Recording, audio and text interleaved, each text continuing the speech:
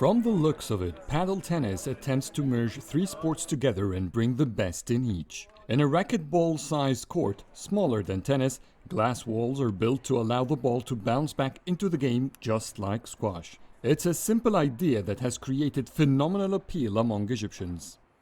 If you start playing paddle from the beginning, it will take you some time to know how to handle the racket and how to play with the players. Those playing now are mostly former squash or tennis players, so the competition between them is on fire. This creates excitement in the sports. Moreover, paddle is only played in doubles, making the game much faster than any of the three sports it is derived from. And for players, it's physically much more endurable.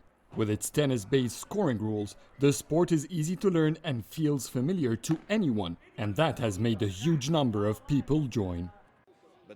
We started in Shorok Club with a small tournament. It started to grow. This is the 7th annual edition.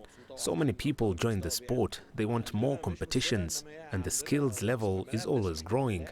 We have shortages in the number of pitches, because the number of people joining is much more than the number of courts created.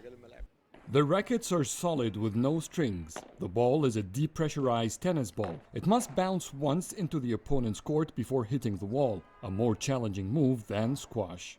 There is no African federation, so the international federation, Padle Federation, is mainly making African tournaments for the clubs.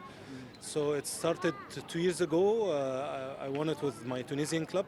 Padel was introduced in Egypt in 2014 in only 2 venues in Cairo. Today the sport has expanded to almost all Egyptian cities.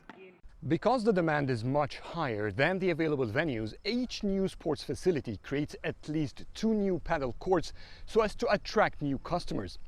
The business is so lucrative, experts say it brings a 30% profit annually over the initial investment. Adel Mahroui, CGTN, Cairo.